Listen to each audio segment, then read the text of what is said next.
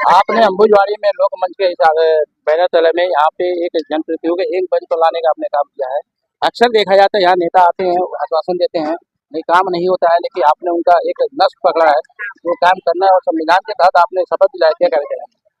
देखिए, ये कार्यक्रम मैंने नहीं, हमारी अंबुजवाड़ी की 12,000 परिवारों की बस्ती है, जिसके बहुत सारी 50 से ज़्यादा सोसाइटियाँ बनी हुई हैं और हर सोसाइटी में लोग एकत्रित आकर हमारे विचारधारा पर बना हुआ पर्चा पढ़कर अपना निर्णय ले चुके हैं घर बचाओ घर बनाओ आंदोलन से जुड़ने का।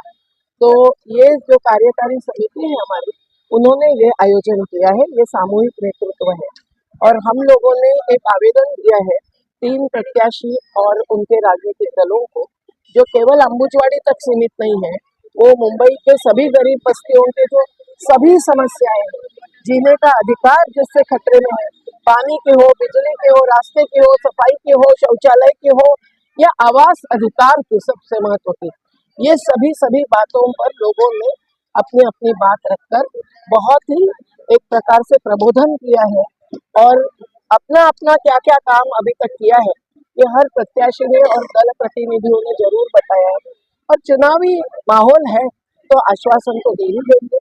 हम नहीं मानते हैं कि चुनाव में जीते या हारे उसी के ऊपर उनका चुनाव के बाद का कार्य होना चाहिए।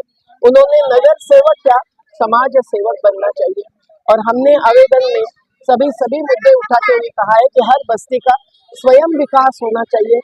बिल्डर शाही बहुत धोखादायक हो रही है, जाति धर्म के पार एकजुटता होनी चाहिए और भ्रष्टाचार खत्म होना चाहिए।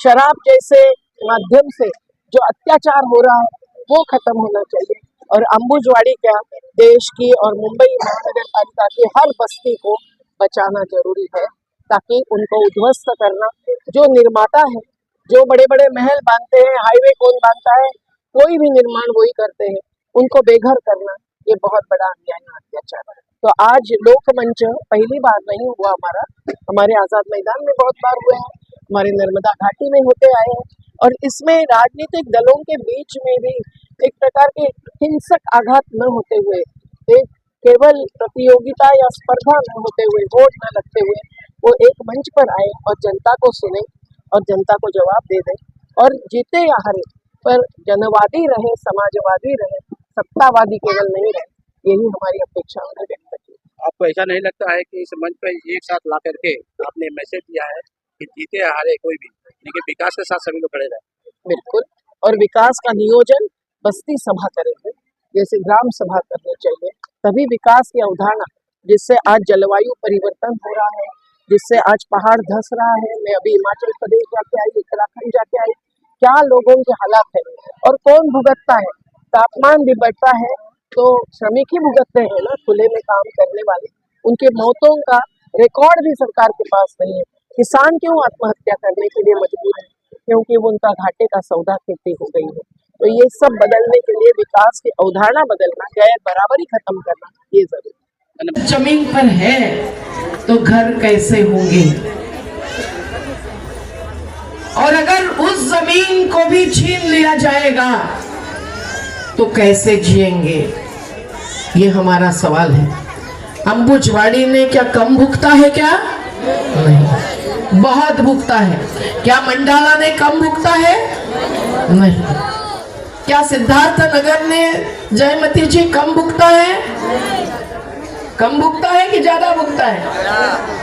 क्या गोलीबार ने, प्रेरणाताई, कम भुगता है? ज्यादा भुगता है और आज भी भुगतना जारी है।